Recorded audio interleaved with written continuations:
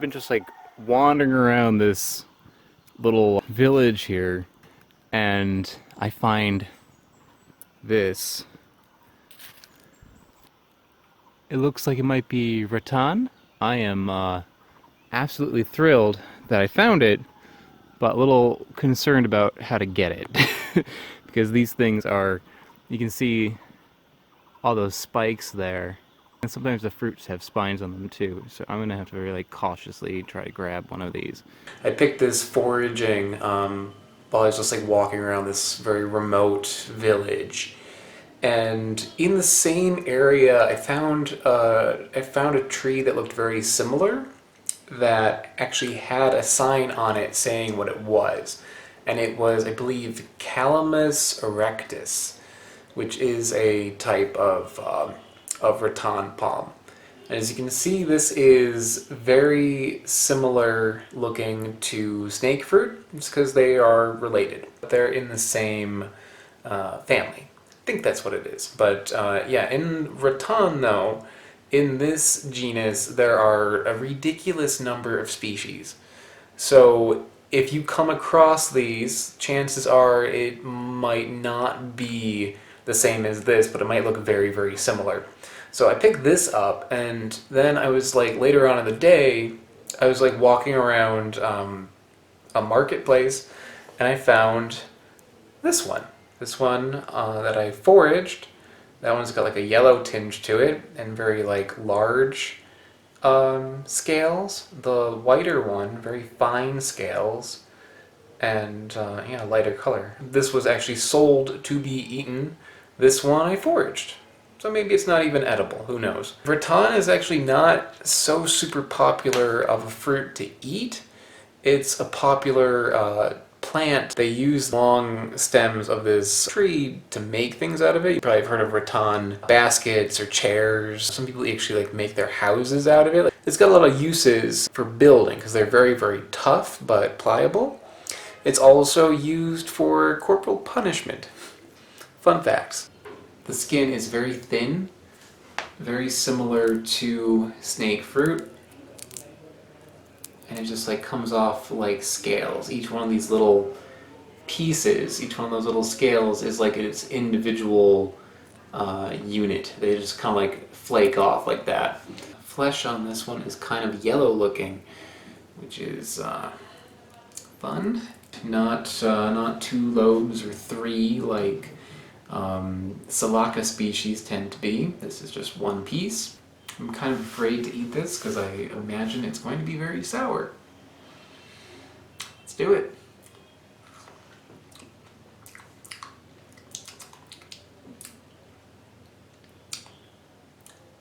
Yep, it's sour, but not repulsively sour. On par with a lemon. Not as sour as Asam Paya, thank God. Maybe similar to the other one I had, the Rattan. This has no stringency to it. It's not giving me dry mouth, it's just sour. Actually not bad. Okay, putting the whole thing in my mouth was a bit intense.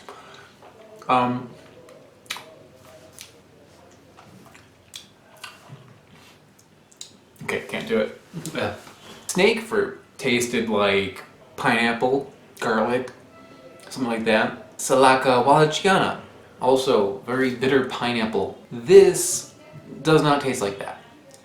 This tastes maybe a little bit more like the Asam Paya, but not as intense. If I were to put this into words that do not compare it to rare fruit, I would say that this tastes like lemons and unripe grapes. So if you took unripe grapes are like green grape, but super, super sour. I mean, for one, there is not a lot of flesh in there. So it's not maybe like a super practical fruit. I can see why people don't eat the fruit as much as they use it to make stuff. If I had the plant growing and I was using it to, you know, make a house out of or make a basket, totally I would use this fruit. Next, I've got this guy here. I did look up the name. and ow. It said that people do use the fruit, if it is the one that I think it is, and they also use the seeds. They will chew the seeds to get a similar effect as betel nut, it says, which is interesting. So apparently it's got some sort of stimulant in it. This is a lot harder to peel. Like that whiter one was super easy. This one, those scales are quite thick. And the inside of the yellowish one looks very similar to the whitish one. It's maybe the yellowish one is actually whiter inside, and the whitish one is yellowish inside. So, well, I'll be damned. And I'm not so certain about the edibility of this yellow one. There are some that are not edible. Probably not going to kill me, but it might, make me sick or something, so I'm going to be kind of cautious with it. That's completely different. Yeah. No, not edible. That is dry mouth. That is pure dry mouth. Even just touching my tongue to it. Yeah, that's not something you eat. Like maybe faintly sweet, out of like a 1 to 10, where 10's a sugar cube, maybe a 1, maybe a half. It's got a little bit more sweetness than water, but no sourness whatsoever, and very, very little flavor. It's very, very bland, just very minute snake fruit-esque flavor, which would mean vaguely pineapple. I mean, honestly, the yellow ones are a little bit more exciting for me, even though they don't taste so super good, just because I know that these are rare. I know these are something that you're not going to find anywhere, and the native range of these is like here. It doesn't really go that far. There are better species out there, but this is like a wild species here, which makes sense why I saw it like walking around in nature. Better flavor, more rarity, but for me, a good experience. So, hope you enjoyed watching me eat these questionable fruits, guys, and I will see you next time. Bye-bye. Hey, before you click out, there's going to be a preview of the next week's fruit at the end of this video, so don't go anywhere. I want to give a shout out to Michael Sklarov, who is a contributor over on Patreon. Patreon is how this channel happens, so if you want to learn more about how you can help support the show, please check out the link in the description below, or the one that's floating around me right now.